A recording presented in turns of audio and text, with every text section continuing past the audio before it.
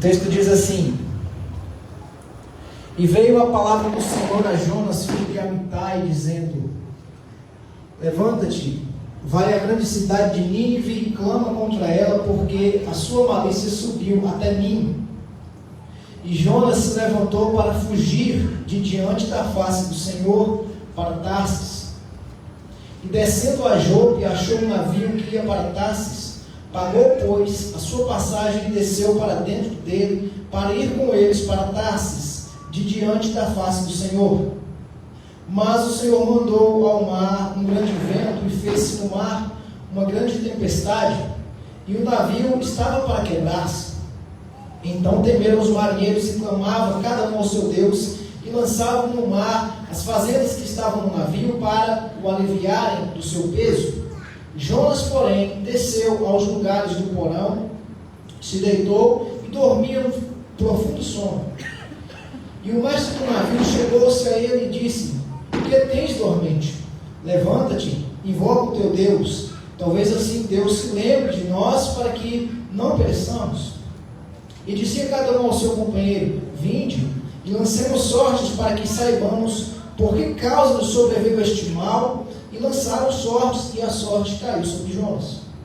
Então lhe disseram: declara-nos agora, por que razão nos sobreveio este mal? Que ocupação é a tua? De onde vens? Qual é a tua terra? E de que povo és tu? E ele disse: eu sou hebreu e temo o Senhor, Deus do céu, que fez o mar e a terra seca. Então os homens se encheram de grande temor e lhe disseram: por que fizeste tu isso? Pois sabiam os homens que fugia de diante do Senhor, porque ele o tinha declarado. Disseram-lhe: que te faremos nós para que o mar se acalme? Porque o mar se elevava e engrossava cada vez mais. E eles lhe disseram: levantai e lançai ao mar, e o mar se aquietará. Porque eu sei que por minha causa sobreveio esta grande tempestade. Entretanto, os homens remavam, esforçando-se para alcançar a terra, mas não podiam, porque o mar se ia embravecendo cada vez mais contra eles. Então clamaram ao Senhor e disseram: ah, Senhor, nós te mandamos, não pereçamos por causa da vida deste homem, e não ponha sobre nós o sangue inocente, porque tu, Senhor, fizeste como te aprouve. E levantaram Jonas e o lançaram ao mar, e cessou o mar da sua fúria. Temeram, pois, estes homens ao Senhor com grande temor, e ofereceram sacrifícios ao Senhor e fizeram votos. Deparou, pois, o Senhor um grande peixe para que tragasse a Jonas, e esteve Jonas 3 dias e 3 noites nas entranhas do peixe. Os irmãos podem sentar. Jonas era um profeta do Senhor, da nação de Israel. Jonas, ele morava em Gat-Efer, da região da Galileia, e era filho de Amitai. Jonas, ele era um profeta experiente. A tradição vai dizer que Jonas é o profeta de 2 Reis, capítulo 9, enviado por Eliseu para dizer uma profecia a Jeú, que ele seria o novo rei de Israel e que ele destronaria toda a casa de Acabe. Mais adiante, no capítulo 14, o livro vai dizer que Jonas foi enviado por Deus para profetizar para Jeroboão II, para que Jeroboão restabelecesse os termos de Israel, e isso realmente foi feito. No entanto, ao receber uma ordem clara e expressa de Deus, uma profecia, Jonas ficou extremamente incomodado. E a ordem dizia o seguinte: Jonas, levanta-te, ou dispõe-te, vai até a cidade de Nínive e clama contra ela, porque a malícia de Nínive subiu até mim. No entanto, a reação de Jonas não parece uma reação que nós possamos entender após uma ordem clara do Senhor. Porque Jonas reagiu exatamente o contrário. Jonas decidiu desobedecer ao Senhor. E não apenas desobedecer ao Senhor, ele decidiu também fugir. Com isso nós podemos pensar por que razão um homem, Jonas, faria tal coisa. A Bíblia não vai mostrar toda a causa pela qual Jonas fez isso. Mas no capítulo 4 do livro, dos versos 1 ao 5, nós vamos ver claramente que Jonas, ele odiava os ninivitas. Os ninivitas da cidade de Nínive pertenciam ao Império Assírio.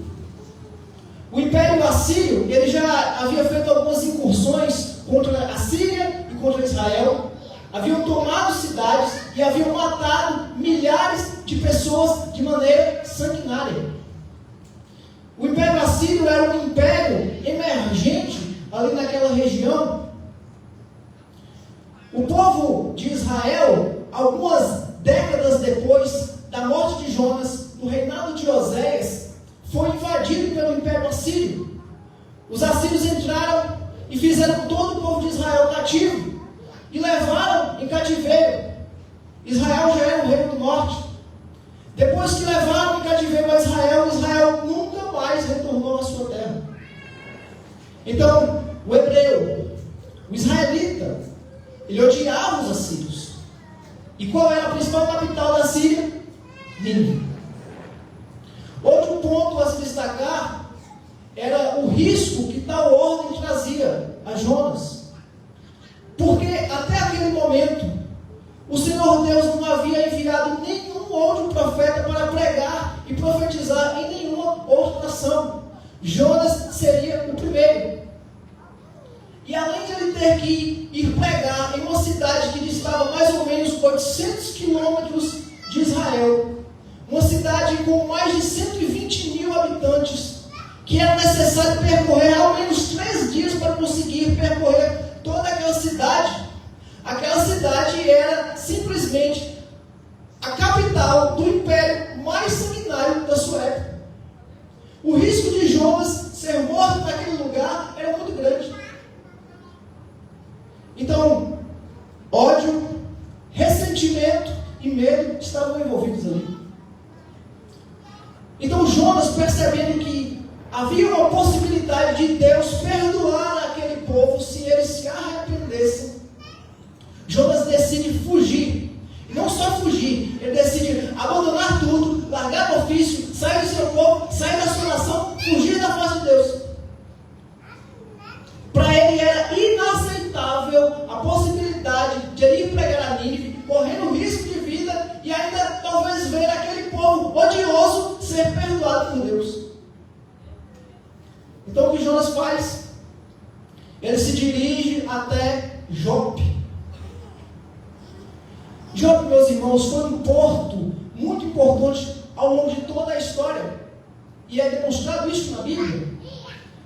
Os cananeus foram quem fundaram o porto de Jope. Depois ele foi tomado pelos filisteus, até que no reinado de Salomão conquista aquela terra e ele domina o porto de Jope. Durante a construção do templo, quando Salomão pede a Irão, o rei de Tiro, que trouxesse cedros do Líbano, eles concordam que Tiro faria que as suas navegações levassem a madeira pelo mar Mediterrâneo e ali atracassem em Jope, e de Jope Salomão e os seus servos pegariam aquela madeira e levariam até o templo. O porto de Jope, a sua cidade também é importante, é citada no Novo Testamento. Por exemplo, era ali onde Pedro estava quando ele recebeu aquela visão daquele lençol que descia do céu, trazendo todo tipo de quadrúpedes, de répteis da terra, de aves do céu. E uma voz lhe disse: Pedro, levanta-te, mata e come. Aí Pedro disse: de maneira nenhuma, Senhor, porque eu nunca coloquei na minha boca coisa alguma impura e imunda. Então a voz disse: não chames nada comum ou impura aquilo que eu santifiquei. E aquilo aconteceu por 3 vezes. No período de Jonas não era diferente. Aquele porto era o principal porto da sua região. Era um porto importantíssimo para as navegações marítimas, que eram importantes ou para o comércio ou para viagens. a Jope, e ali em Jope ele encontra um navio que iria para Tarsis. Tarsis hoje é a região onde nós conhecemos como o país da Espanha. E de Jope para Tarsis é mais ou menos 3.600 quilômetros, ou seja, quase 5 vezes a distância de Israel para Nínive. Então Jonas, levando dinheiro, ele entra no navio, paga a sua passagem, embarca e desce a porão. Os marinheiros de Jope, eles não se preocupavam em saber nada a respeito de Jonas, a não ser o destino que ele queria ir. Então, ao receber o pagamento pela viagem, embarcam a Jonas. Acontece que, depois que Jonas entra, ele se deita e começa a dormir, um sono profundo ali dentro do barco. Ele estava naquela sensação de segurança, de paz, mas mal sabia ele que a paz dele estava prestes a acabar. Porque quando Deus quer tirar a sua paz, a paz de alguém, é inescapável. Quando o navio sai e entra em alto mar, então Deus lança um vento, e esse vento começa a causar uma grandíssima tempestade no mar, e o mar se agita, e o barco vai começar a balançar de um lado para o outro, e o barco estava sendo tão fortemente arremessado pelas ondas, que era iminente a destruição daquele navio. É de se esperar que marinheiros experientes, eles fossem acostumados com situações adversas ali em alto mar. No entanto, aquilo era diferente de tudo que eles já haviam visto. O clamor e o medo deles foi tão grande, que eles começaram a clamar cada um ao seu próprio Deus. E eles começaram a lançar toda a carga da mercadoria do barco em alto mar. Acontece que, lá no porão, havia um homem que estava bem tranquilo. Esse homem, como diz a Septuaginta, estava até mesmo roncando de tão profundo que estava o seu sono. Nem o barulho das ondas, nem o barulho dos marinheiros e das cargas sendo lançadas de um lado para o outro, nem o barulho da tempestade, nem o barulho das madeiras se torcendo a ponto de se quebrarem todas, despertou Jonas.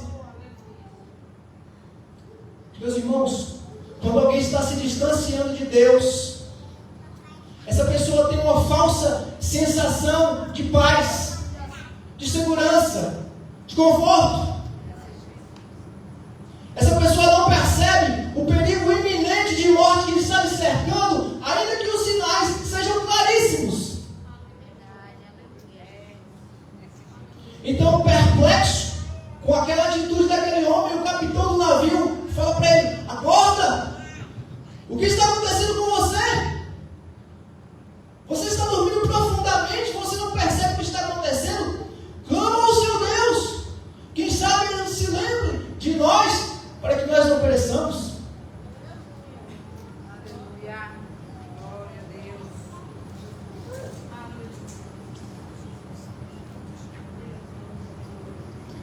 Acredito que desse momento em diante, Jonas começa a perceber o mal, a terrível decisão que ele havia tomado. Então, nós não sabemos exatamente qual a nacionalidade daqueles homens, mas nós sabemos que eram diversas nacionalidades, possivelmente, porque quando as ondas bateram no barco, a ponto dele quebrar, a Bíblia diz que cada um começou a clamar ao seu próprio Deus. Ou seja, eles eram pagãos. Eles não acreditavam no Deus de Israel, eles talvez nem conheciam o Deus de Israel. E eles estavam clamando ao seu Deus. No entanto, Jonas, que sabia quem era o verdadeiro Deus, não estava fazendo isso. Por quê? Porque ele deliberadamente havia decidido fugir da face de Deus. Então, Aqueles homens também partilhavam de uma prática que também era comum até mesmo na nação de Israel, que era o fato de lançar sortes. Lançar sortes para decidir questões complexas, as quais não era possível se resolver de alguma outra maneira. Isso é citado lá no livro de Provérbios e em algumas outras passagens da Bíblia isso também é citado. Então aqueles homens falam assim uns aos outros: vamos nos reunir. Talvez algum de nós tenha feito alguma coisa de errado e algum Deus tenha se irado contra nós e por isso esse mal esteja acontecendo. Então Jonas também se junta àqueles homens.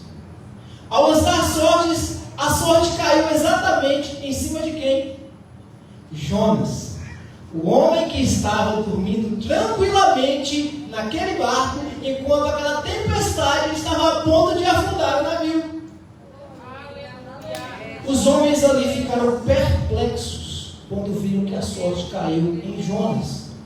Então eles perguntaram rapidamente: por quê e de quem é a culpa que esse mal estava sobrevindo?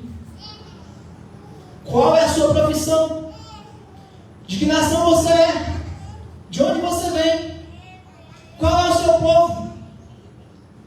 Então Jonas responde: eu sou o profeta do Senhor.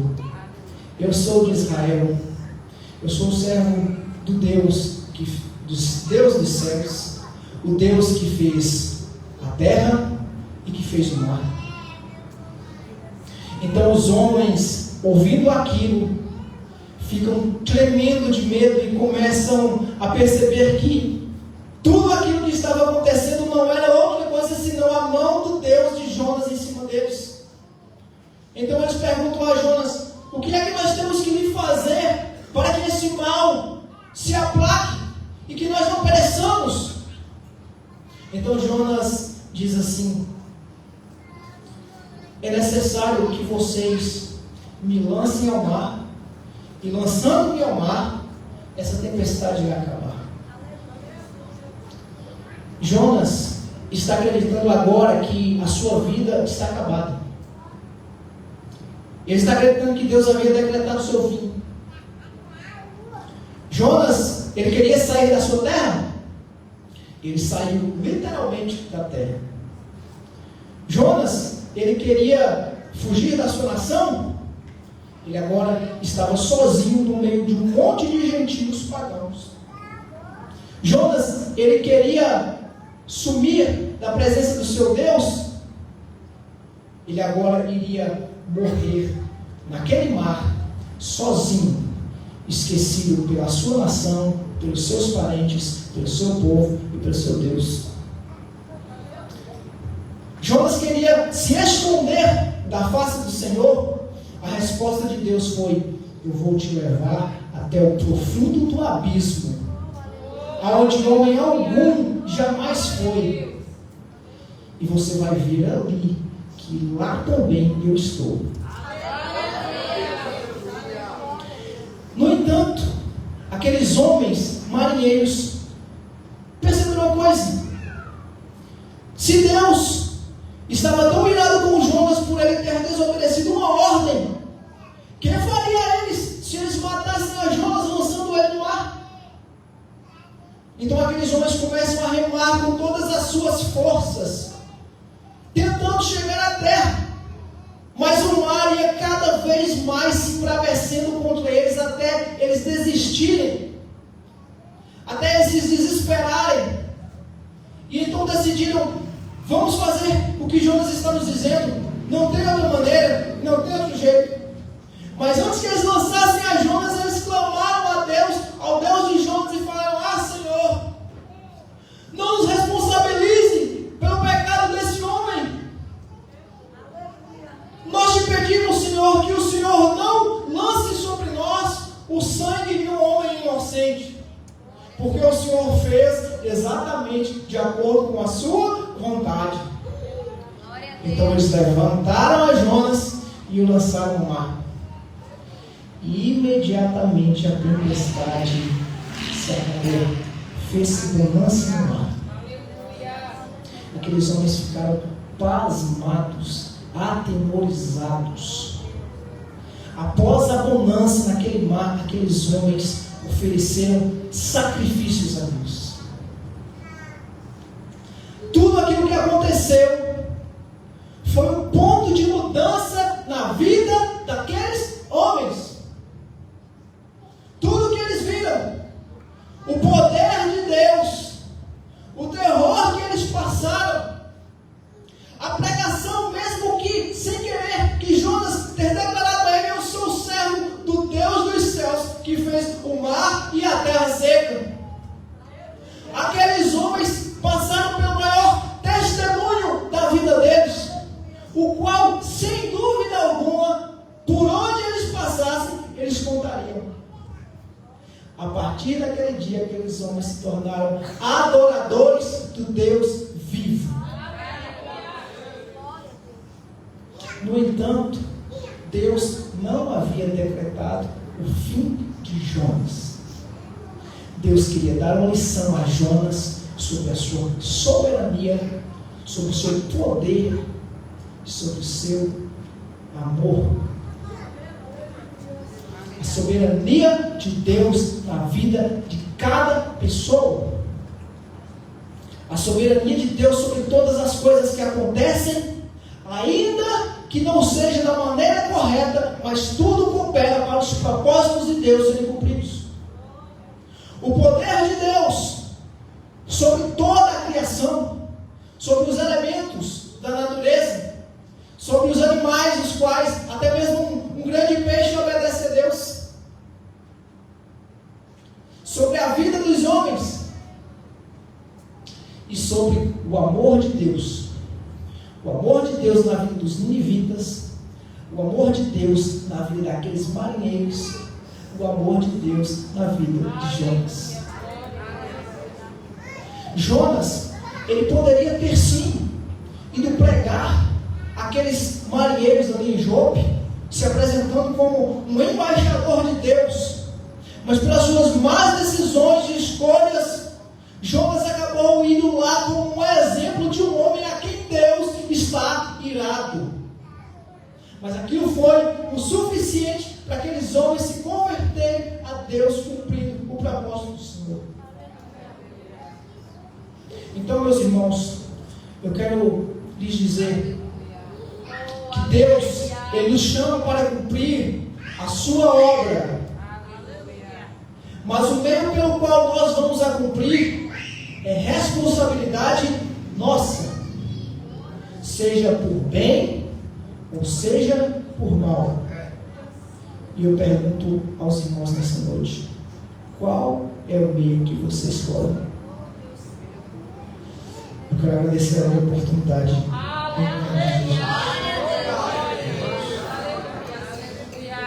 Oh, maravilha! Louvado, engrandecido, adorado seja Deus, porque nós temos ouvido a sua voz, nós temos ouvido a sua palavra, e que possamos carregá-la conosco, dentro do nosso coração, levando-a à nossa mente, ao nosso entendimento, inquirindo-nos a nós mesmos.